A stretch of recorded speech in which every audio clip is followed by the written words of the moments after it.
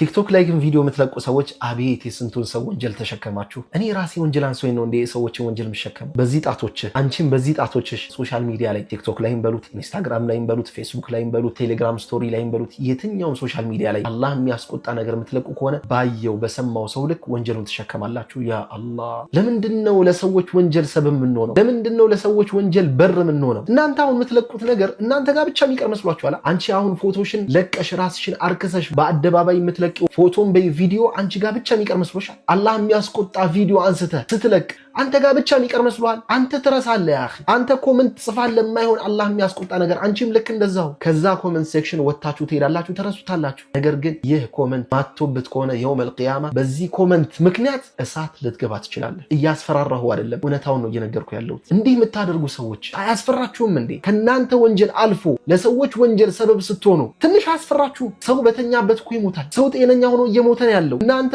በቃ ተዘጋጅታችሁበት ምትሞቱ ነው እንደሚመስላችሁ? አረ አላህን ፍሩ፣ አረ አላህን ፈሩ። በሐዲሱ ትርጉም ረሱል ሰለላሁ ዐለይሂ ወሰለም ምን እንዳሉ ስሙ። ስትሰሙ በቀልባችሁ ስሙ። በጆሮአችሁ መስማት ምንም ጥቅም የለውም። በቀልባችሁ ሰምታችሁ ተግብሩት። ወመን ሰነ ሱነተን ሰይአተን ወንጀል የሆነን ፈለግ ያስገኛ አሉ ካነ ዐለይሂ ዊዝሩሃ በዛች ባስገኛት ነገር ሸክሟ አለበት ወይም ወንጀሏ አለበት አሉ። ወዊዝር መን ዐሚለ ቢሃ በሰራው ሰው ልክም ሸክሟ አለበት ወይም ወንጀሉ አለበት። ወላ ዩንቀሱ ሚን አውዛሪሂም ሸይአ ከነዚህ ሰዎች ምንም ወንጀላቸው ሳይቀንስ ለዛ ወንጀል ሰበብ የሆነው ሰው ላይ ወንጀሉ አለበት። ይህ ወንጀልም እስከ የውመል ቂያማ ድረስ ይቀጥላል። አላህ ይጠብቀን። አንተ እዚህ ሶሻል ሚዲያ ላይ ዘፈን ሊሆን ይችላል፣ ነሺዳ ብለውትም ዘፈን የሆነ ነገር ሊሆን ይችላል። ለምን የረሱል ሰለላሁ ዐለይሂ ወሰለም ስም 1000 ጊዜ ለምን አይጠቀስበትም? ወላሂ هذا اشد اثما በጣም ከባድ ወንጀል ነው። እንደው ኢላ መን ረሒመ አላህ አሁን አላህ ያዘንላቸው ሲቀሩ በጣም ብዙ ሰዎች ይሄ ነገር ሐላል ይመስላቸዋል። ዘፈን ሐራም ነው እንዴ የሚሉ ሰዎች እየመጡ ነው። ይሄ ለኛ አዲስ ነገር አይደለም። ረሱል ሰለላሁ ዐለይሂ ወሰለም ነግረውናል። የውመል ቂያማ ሲቃረብ ዘፈንን ሐላል የሚያደርጉ ሰዎች ይመጣሉ ብለው ነግረውናል። ህፃናቶች ቁርአንን መማር ሲገባቸው ቁርአንን ሐፍዘው መቅራት ሲገባቸው